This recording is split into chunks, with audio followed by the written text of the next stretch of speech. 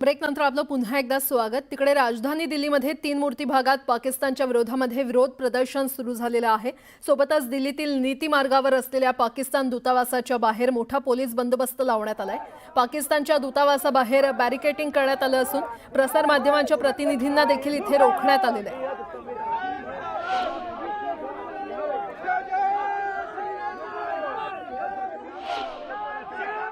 राजधानी दिल्लीतील न्यायमार्गावर असलेल्या पाकिस्तान दूतावासाबाहेर मोठी बॅरिकेडिंग करण्यात आलेली आहे, कारण की जवळच असलेल्या त्रिमूर्ती चौकामध्ये मोठा विरोध प्रदर्शन सध्या सुरू आहे। समोर जे दिसतंय आपल्याला ती पाकिस्तान एम्बसी आहे आणि या पाकिस्तान एम्बसीमध्ये ज्यानंतर 22 तारखेला पहलगाममध्ये ज्या पद्धतीनं पर्यटकांवरती हल्ला झाला आणि पर्यटकांवरती हल्ला झाल्यानंतर त्याच्या संदर्भात देशभरात त्याच्या निर्मितीने प्रक्षोभ निर्माण झालेला आहे। त्यामुळे समोर आपल्याला पाहायला मिळतं तिथे मोठी बॅरिकेडिंग करण्यात आलेली आहे। पोलीस अधिकारी देखील तैनात करण्यात आले आहे। मोठ्या संख्येवरती दोन्ही दिशेने जाणारे कारण पाकिस्तान एम्बसीकडे जाणारे सर्व मार्ग हे बंद करण्यात आपल्याला पाहायला मिळत आहे आणि जिथे पोलीस आहेत आणि पोलीस चौकशी केल्याशिवाय कोणाला सोडत नाही आहे। आणि महत्त्वाचं म्हणजे जर बघितलं याकडे दुसरीकडे राजधानी दिल्लीतील 3 मूर्ती चौकात देखील जोरदार विरोध प्रदर्शन सध्या सुरू आहे आणि या विरोध प्रदर्शनामध्ये जर बघितलं तर एकीकडे निरपराध जे पर्यटक आहेत त्यांना श्रद्धांजली देत आहेत, दुसरीकडे पाकिस्तान विरोधातल्या घोषणा देखील लगावल्या जात आहे। नवी दिल्लीहून व्हिडिओ जर्नलिस्ट मुनमुनसह प्रशांत लमदास, न्यूज 18 लोकमत। पहलगाममध्ये झालेल्या दहशतवादी हल्ल्यामध्ये डोंबिवलीतील अतुल मोने यांचा मृत्यू झाला। दरम्यान पहलगाममध्ये नेमकं काय घडलं याचा थरारक अनुभव अतुल मोने यांचा मुलगा हर्षल मोने यानं सांगितलंय।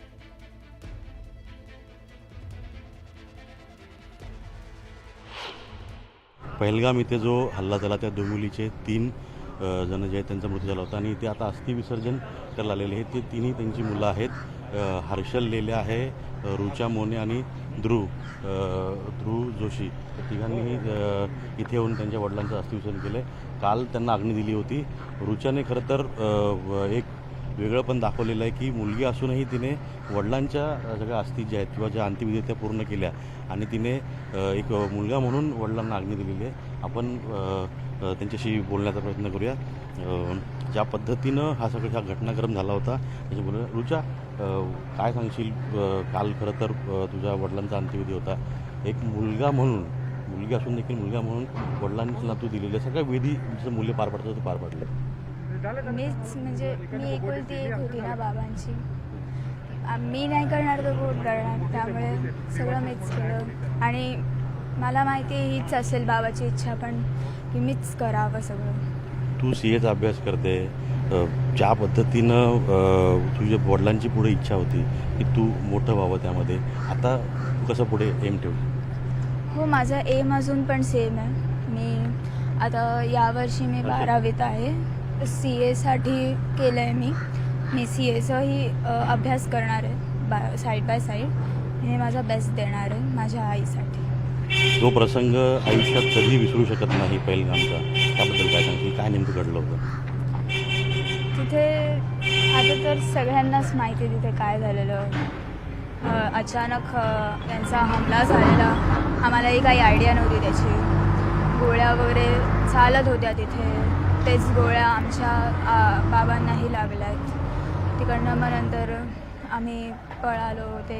त्यांनी विचारले की हिंदू कोण आहे, मुस्लिम कोण आहे, हे असे प्रश्न विचारले। मग नंतर गोळ्या मारल्या।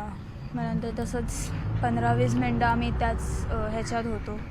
नंतर ते गेल्यावर आम्ही सगळे पळालो। खरं तर या मुलांचं कौतुक केलं पाहिजे की इतकी मोठी घटना घडून देखील ही तिन्ही मुलं, तुम्ही सगळ्यांचे चेहरे पहा, ही अगदी यंग मुलं आहेत आणि त्यांनी हर्षल असेल, ध्रुव असेल, रुचा असेल, घरच्यांना त्यांनी साथ दिली आणि येऊन त्यांना पुढे घेऊन गेले। हर्षल ज्यावेळी ती समोर सगळं घडत होतं, अर्थात म्हणजे सामान्य दुसरा कोण व्यक्ती असतं तर तो तिथंच मेंटली डिस्टर्ब झाला असं असं, पण तू इतक्या धीरानं सगळं कॉर्डिनेट करत होता आणि इतक्या धीरानं सर्व करत होता, काय सांगते? ॲक्च्युली पहिले तर मी गोळ्या चालताना पाहिलं तेव्हाच मला बाबांचं कळलं होतं की बाबा आता नाही आहेत। तर मग मी असं हे केलं की आता आईला सांभाळायचं ते आपल्यालाच करायचं आहे। तर मी आणि माझ्या भावाने आमच्या तिघांच्या आयांना आणि हिला आणि आम्ही सगळ्यांना आणलं खाली एक थोडा वेळ, आणि मग तिकडचे लोकल घोडेवाले जे असतात ते त्यांनी आम्हाला हेल्प केली।